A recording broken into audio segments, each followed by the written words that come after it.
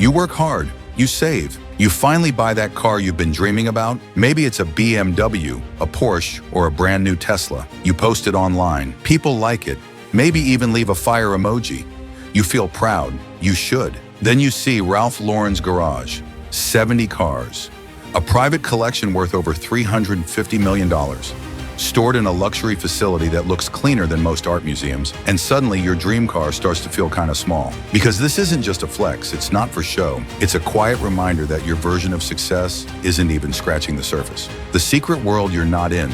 You know Ralph Lauren for the clothes, the iconic polo horse, the blazers, the legacy brand. But what you don't know, he's built a garage so exclusive, even billionaires would kill to get a look inside. This isn't your typical celebrity garage full of rented Lambos and overhyped hypercars. Ralph doesn't care about trends. He doesn't care about flash. He cares about permanence, about art, about legacy.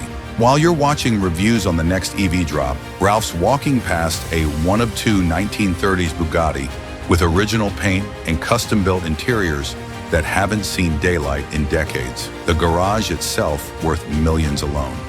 Let's talk about where these cars live. This isn't a warehouse. It's not even a garage. It's a temple, a 30,000 square foot, climate-controlled, architect-designed masterpiece. White walls that bounce light just right, jet black epoxy floors that reflect each car like a mirror. Gallery lighting placed with surgical precision. The temperature set to preserve leather, paint, and rare metals. The humidity controlled down to the decimal. And security? Don't even think about it. It's so clean, you'd feel guilty breathing inside. You've been excited about organizing your tools last weekend. Ralph hired architects to design a sanctuary just for metal and motors. The cars where history sleeps. All right, time to look at what's actually parked inside this $350 million garage. Ferrari 250 GTO, $70 million.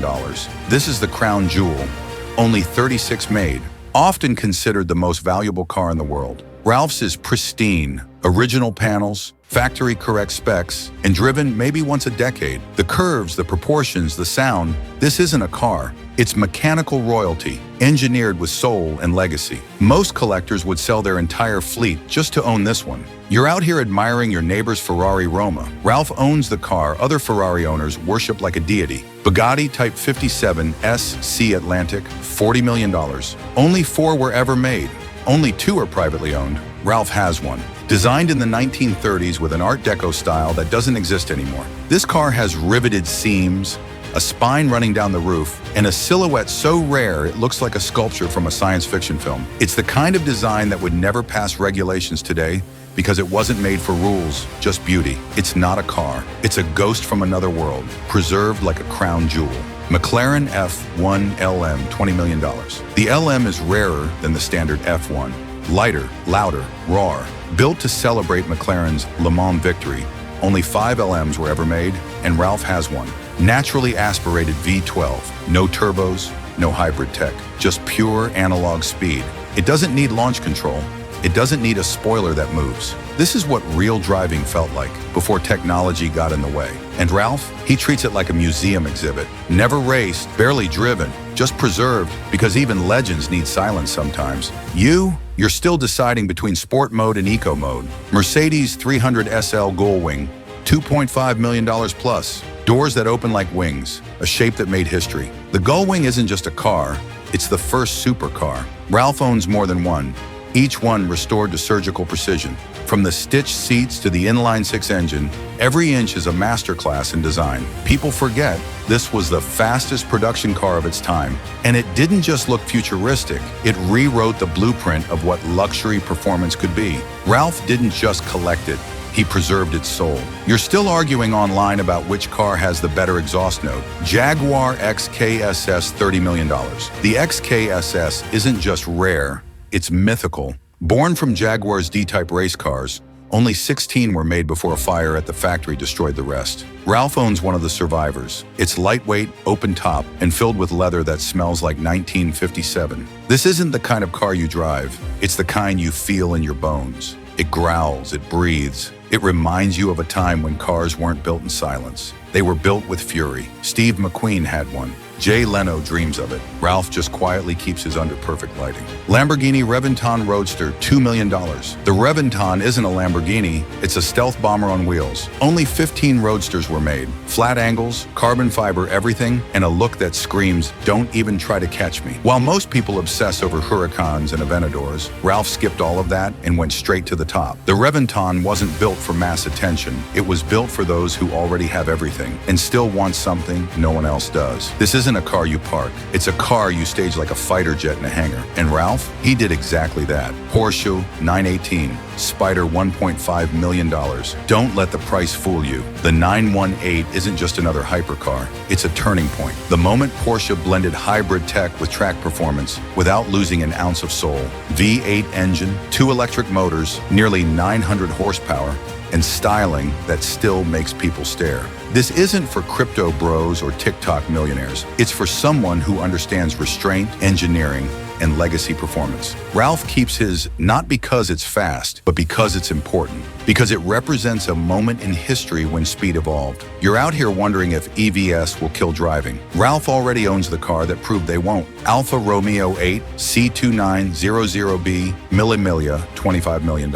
Now this one, most people have never even heard of it, and that's exactly why it's in Ralph's collection. Built in the 1930s, the Alfa Romeo 8 C2900B is one of the most elegant pre-war racers ever made. With a straight 8 engine, streamlined coachwork, and Mille Miglia pedigree, this car was once the fastest road car on the planet. It's not flashy, it's not loud, but it's pure class on wheels, something only true collectors can appreciate. And of course, Ralph owns one of the finest examples left on Earth. You didn't even know this car existed. Ralph preserved it so the world wouldn't forget. The Restoration Lab. Here's where things go next level. When Ralph buys a car, it doesn't just get parked. It goes through a restoration process so meticulous, it makes high-end watchmakers look sloppy. Leather restitched by hand, wood interiors hand-sanded and varnished, engine parts remachined using 3D scanning and CNC modeling, paint matched with period-accurate formulas that don't even exist anymore. He has a private restoration team, not mechanics, artisans. And while your guy's still figuring out why your check engine light is on, Ralph's team is recreating 1940s gauges from scratch, his fashion and cars. There's a reason this doesn't feel random. Ralph Lauren's fashion empire is built on one idea, and that is timeless class. No gimmicks, no trends, just clean lines, heritage, and quality. His garage, same thing. Look at the colors, black, white, gray, rarely anything flashy. Look at the cars, curves, craftsmanship, presence. Every car fits the Ralph Lauren aesthetic. That's not an accident. He didn't build a garage. He curated an identity. You're not invited, and that's the point. You can't tour it.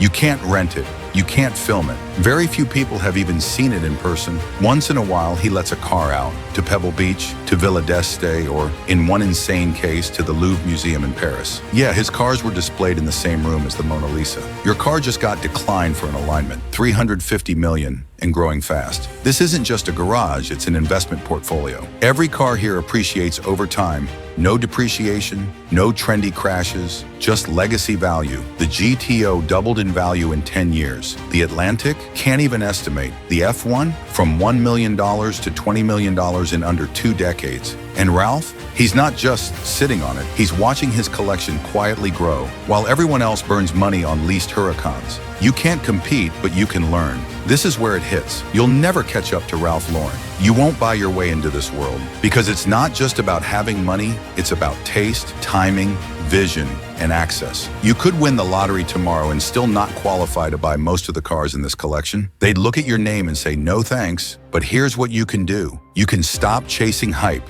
You can stop pretending flashy equals rich. You can start building something timeless because Ralph Lauren didn't get here by accident. He built a brand. He built a style. He built trust over 50 years. And this garage, it's not just about cars. It's about the power of legacy. So next time you think you've seen luxury, remember this. Ralph Lauren's $350 million garage exists, and it makes everything else look like a flex gone wrong. You're out here chasing horsepower.